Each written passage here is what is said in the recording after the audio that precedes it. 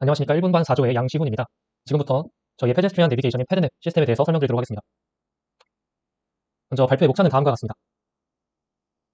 발표에 앞서서 먼저 시스템의 동기를 먼저 설명드리도록 하겠습니다. 최근 스마트폰의 대중화로 인해서 스마트폰에 좀비를 더한 신조어인 스몬기와 같은 단어가 나오고 있습니다. 이런 단어가 나오게 되는 이유는 보행자 사고가 갈수록 증가하는 추세이고, 최근에 스마트폰 사용이 일상화가 되면서 보행 중 스마트폰 사용으로 인한 사고가 사회적 문제로 대두되고 있습니다. 한국교통안전공단에 따르면 2014년 119건이었던 스마트폰 관련 보행자 사고는 2019년 225건으로 약 2배 증가하였고, 연평균 증가율은 17.2%에 달하는 것으로 나왔습니다. 특히 스마트폰을 사용하는 보행자는 시야폭이 56% 감소하고 전방 주시율이 85% 감소하였습니다. 또한 소리 인지거리가 14.4m에서 17.2m로 절반 이하로 줄어들어서 사고 위험이 급격하게 높아진다는 결과가 나왔습니다. 또 이런 문제에 더해서 최근 무선 이어폰과 그리고 헤드폰의 대중화로 노이즈 캔슬링이라는 기술이 보행자 안전의 새로운 위험 요소로 작용하고 있습니다. 여기서 노이즈 캔슬링은 외부 소음을 차단해서 청취 환경을 개선하지만 보행 중 주변 소리를 제대로 인지하지 못하게 합니다. 도로교통공단의 실험 결과에 따르면 노이즈 캔슬링을 켠 경우 보행자가 차량 엔진 소리를 0.8m 뒤에서야 인지했으나 기능을 끄면 4.6m, 주변을 허용하게 되면 8.7m 거리까지 인지가 가능했습니다. 이것은 보행 중에 청각이 시각보다 위험 상황 인지에 더 중요한 역할을 한다는 것을 의미를 하고, 이런 노이즈 캔슬링 기능 사용으로 인해서 블루투스 이어폰과 좀비를 합한 신조어인 불좀족이라는 단어까지 등장하면서 노이즈 캔슬링 기능의 위험성이 사회적으로 주목받고 있습니다. 여기에 더해서 저희는 이러한 문제를 해결하고자 패드냅이라는 시스템을 제안합니다. 이 패드냅이라는 시스템을 제안하게 된 배경에는 ADS라는 차량 제동 장치와 그리고 차량 내비게이션 이런 차량 시스템을 보행자의 관점에서 재구성하여서 적용하고자 하였습니다. 이제 간단한 동작 과정을 저희 앱의 간단한 동작 과정을 소개하겠습니다. 앱은 크게 스플래시 화면, 메인 화면, 설정 화면, 내비게이션 화면, 그리고 테스트용 모델 화면으로 총 5가지 화면이 존재합니다. 앱의 작동 순서를 먼저 간단하게 설명드리도록 하겠습니다. 우선 이 패드냅 앱을 사용자가 클릭을 하여 열게 되면 스플래시 화면이 2초 동안 나타나고 메인 페이지로 넘어가게 됩니다. 그리고 메인 화면으로 넘어가서 각 기능에 대한 버튼을 누르게 되면 위에서부터 차례대로 내비게이션 페이지, 모델 테스트용 페이지, 설정 페이지로 전환됩니다. 그렇다면 저희 패드냅 시스템의 주요 특징과 차별성에 대해서 소개하겠습니다. 첫 번째로 이기종 센서의 결합입니다. 패드냅은 스마트폰 마이크와 라이다 센서를 결합을 하여서 차량 접근을 정밀하게 감지합니다. 마이크는 소음을 감지하는 청각적 역할을, 그리고 라이다 센서는 거리와 속도를 측정하는 시각적 역할을 수행하여서 이 두 가지 센서를 결합을 해서 이중 검증하게 됩니다. 이렇게 단일 센서 기반 시스템의 한계를 극복하고 정확도를 높이면서 오탐률을 최소화하는 시스템입니다.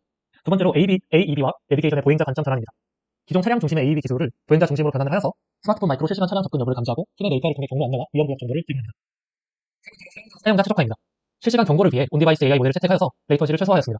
또한 배터리 소모를 줄이기 위해서 감지 온오프 기능과 감지 트리거 기능을 추가를 하여서 불필요한 리소스 낭비를 방지하였습니다. 또한 서버 모델의 데이터 저장 문제를 스프링 배치와 스케줄러를 통해서 최적화하는 장점을 가지고 있습니다. 마지막으로 기술적 확장 가능성입니다. 향후 모바일 엣지 컴퓨팅을 적용해 데이터 전처리는 모바일에서, 복잡한 연산은 서버에서 수행하는 하이브리드 방식을 도입하여서 배터리와 지연 시간을 최적화하는 방법을 고려하고 있습니다. 저희 프로젝트에 사용된 프레임워크와 라이브러리입니다. 프론트엔드에서는 안드로이드 스튜디오 개발을 하였고, 네이버맵 API를 사용했습니다. 백엔드에서는 웹소켓, 테스트 API, 스프링을 사용했고, AI 모델에서는 모델 학습 및 분석의 텐서플로우 라이트, 리브로사, H5를 사용했습니다. 저희 시스템의 아키텍처입니다. 저희가 초반에 구성한 시스템 아키텍처는 다음과 같았으나 이번 프로토타입에서 구현한 부분은 주제가 좀 축소되어서 다음과 같은 화면처럼 구성되었습니다. 먼저 사용자가 움직이는지 그리고 실외인지를 감지하게 되면 감지 트리거가 작동을 하여서 동적 개체 정보를 수집하게 됩니다. 수집한 데이터는 서버와 안드로이드 스튜디오 앱으로 전달되어서 차량 탐지를 진행하게 되고, 이번 학기에는 우선 음향 데이터를 중심으로 진행하였고, 다음 학기에 라이더 센서와 라즈베리 파이를 사용하여서 추가적으로 시스템을 통합할 계획입니다. 저희 앱은 다른 앱과 동시에 백그라운드에서 작동하는 프로그램이기 때문에 어플리케이션을 개발해야 했습니다. 앱 개발은 프론트엔드 부분은 안드로이드 스튜디오를 사용해서 개발하였습니다. 내비게이션 페이지에서는 출발지와 목적지를 입력하게 되면 현재 사용자 위치 기반으로 출발지와 목적지에 각각 마커를 표시하고 최단 경로를 폴리라인으로 그려서 UI상의 최단 경로를 보여줍니다. 또한 VIP 워닝 버튼을 누르게 되면 백그라운드에서 모델을 실행하여서 차량 탐지 시 경고 메시지와 토스트 팝업 메시지, 화면 깜빡임, 진동 발생으로 사용자에게 차량이 감지되었음을 알립니다. 추가적으로 이 맵 화면을 사용할 때는 사용자가 실외에 있고 또한 움직임이 감지되어야 차량 감지가 시작되도록 설계하였습니다. 이 차량 감지 트리거를 통해서 배터리 사용을 최적화하고자 하였습니다. 다음으로 백엔드의 기술 설명 부분입니다. 먼저 저희는 서버를 배포하였습니다. 총 두 가지 서버를 배포하였는데, 첫 번째는 웹소켓 통신 서버를 배포하였고, 또 하나는 AI 모델을 위한 테스트 API 서버를 배포하였습니다. 웹소켓 통신 서버에서는 스프링부트 기반 서버에서 웹소켓을 활용을 해서 안드로이드 앱과 실시간 통신을 하도록 하였고, 오디오 레코드에서 수집된 오디오 데이터를 웨이브 형식으로 서버에 저장하였습니다. 또한 데이터 최적화를 진행하였는데, 스프링 배치와 스케줄러를 활용을 해서 감지되지 않은 오디오 데이터를 주기적으로 삭제하여 저장소 최적화를 수행하도록 하였습니다. 안드로이드 개발 부분입니다. 첫 번째로 차량 감지 트리거 설정을 하였습니다. 패드냅은 차량 감지를 시작하기 위한 두 가지 조건을 설정하였습니다. 첫째, 가속도 센서를 통해 움직임을 감지합니다. 사용자의 선형 가속도 값이 2.5m를 초과하면 움직임이 감지된 것으로 판단을 하고, 두 번째로 GPS 정확도를 기반으로 실내와 실외를 판별합니다. GPS 정확도가 15m 이하일 때 실외로 설정이 되고, 이 두 조건이 모두 충족이 되어야 차량 감지가 시작되며, 중단될 경우 감지를 즉시 종료합니다. 두 번째로 진동 알림 기능입니다. 차량이 감지되면 시각적인 위험 경고를 위해 진동 알림이 작동됩니다. 백그라운드 감지 기능입니다. 패드냅은 포그라운드 서비스를 사용해서 백그라운드에서도 차량 감지를 지속적으로 시행하도록 설계하였습니다. AI 모델 부분입니다. 골목길에서 자동차 소리, 엔진음, 바퀴 마찰음, 오토바이 소리, 경적과 같은 소리가 포함된 오디오 데이터를 1시간, 자동차 소리가 없는 평상시의 오디오를 1시간 녹음을 해서 모델 학습을 위한 데이터를 수집하였습니다. 실시간 차량 소리 감지의 경우 모델은 연속적인 오디오 스트림을 짧은 간격으로 처리해야 하기 때문에 또한 일정한 길이로 오디오 데이터를 자르지 않으면 다양한 길이의 오디오 데이터가 입력 형식에 맞지 않거나 추가적인 전처리가 필요하게 되는 문제점이 생기게 됩니다. 따라서 저희는 2초 단위로 원본 데이터를 잘라서 실제 환경에서의 사용과 유사하게 설정하였습니다. NFCC는 오디오 신호의 주파수 특성을 효율적으로 표현하는 방식으로 음성 인식이나 소리 탐지 등에 활용되고 있는데, 저희는 이 오디오 데이터를 컴퓨터가 이해할 수 있는 숫자 벡터로 변환하는 NFCC를 활용하였습니다.